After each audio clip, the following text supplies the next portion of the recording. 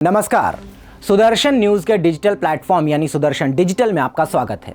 मैं हूं शिवम पांडे और आज हम बात करेंगे मन की बात। दरअसल आज हम बात करेंगे तीसरी बार प्रधानमंत्री बनने के बाद पीएम मोदी द्वारा किए गए मन की बात कार्यक्रम की। प्रधानमंत्री नरेंद्र मोदी ने कल यानी संडे को अपने तीसरे कार्यकाल में मन की बात के पहले एपिसोड को संबोधित किया और ये कार्यक्रम का 111वां एपिसोड है। प्रोग्राम की शुरुआत में पीएम ने कहा कि 4 महीने बाद आज फिर परिवारजन के बीच हूं।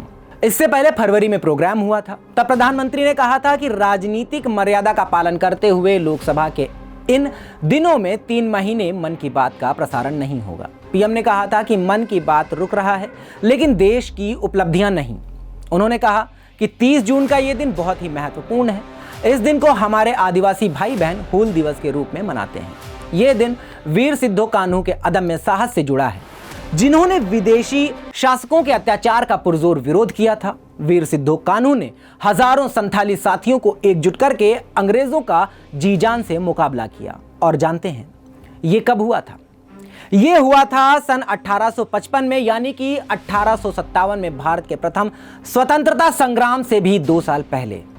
तब झारखंड के संथाल परगना में हमारे आदिवासी भाई बहनों ने विदेशी शासकों के खिलाफ हथियार उठा लिया था।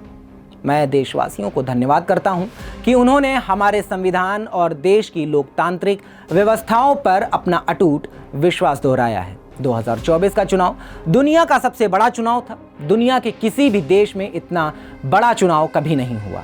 मैं चुनाव आयोग और मतदान की प्रक्रिया से जुड़े हर व्यक्ति को इसके लिए बधाई देता हूं। आगे उन्होंने कहा कि अगले महीने इस समय तक पेरिस ओलंपिक शुरू हो चुके होंगे। मुझे विश्वास है कि आप सब भी ओलंपिक खेलों में भारतीय खिलाड़ियों का उत्साह बढ़ाने का इंतजार कर रहे होंगे। मैं भारतीय दल को ओलंपिक खेलों की बहुत बहुत शुभकामनाएं देता हूं। हम सबके मन में टोक्यो ओलंपिक की यादें अभी भी ताज़ा हैं। टोक्यो में हमारे खिलाड़ियों के प्रदर्शन ने हर भारतीय का दिल जीत लिया था। टोक्यो ओलंपिक के बाद से ही हमारे एथलीट पेरिस ओलंपिक की तैयारियों में जी जान से जुटे हुए थे। सभी खिलाड़ियों को मिला दें तो इन सब ने करीब 900 अंतर्राष्ट्रीय प्रतियोगिताओं में हिस्सा लिया है। ये काफी बड़ी संख्या है। आगे उन्होंने कहा कि इस महीने पूरी दुनिया ने 10वें योग दिवस को भरपूर उत्साह और उमंग के साथ मनाया है। मैं भी जम्मू कश्मीर के श्रीनगर में आयोजित योग कार्यक्रम में शामिल हुआ था, जहां युवाओं के साथ साथ बहनों बेटियों ने भी योग दिवस में बढ़ चढ़कर हिस्सा लिया। जैसे जैसे योग दिवस का आयोजन आगे बढ़ रहा है, नए नए रिकॉर्ड्स बन रहे हैं। मन की बात में पीएम ने आगे कहा कि मैं आपसे पूछूं कि दुनिया का सबसे अनमोल रिश्ता कौन सा है, तो यकीनन आप कहेंगे माँ।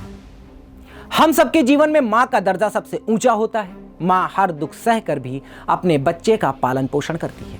हर माँ अपने बच्चे पर हर स्नेह लुटाती है। जन्मदात्री माँ का ये प्यार हम सब पर एक कर्ज की तरह होता है, जिसे कोई चुका नहीं सकता। हम माँ को कुछ दे तो नहीं सकते, लेकिन और कुछ कर सकते हैं क्या? इसी सोच में इस वर्ष विश्व पर्यावरण दिवस पर एक विशेष अभियान शुरू किया गया है। इस अभियान का नाम है एक पेड़ माँ के नाम। मैंने भी एक पेड़ अपनी माँ के नाम लगाया है। मैंने सभी देशवासियों से, दुनिया के सभी देशों के लोगों से ये अपील की है कि अपनी माँ के साथ मिलकर या उनके नाम पर एक पेड़ जरूर लगाएं। मुझे ये देखकर बहुत खुशी हो रही है कि माँ की स्मृति में या उनके सम्मान में एक पेड़ लगाने का अभियान तेजी से आगे बढ़ रहा है।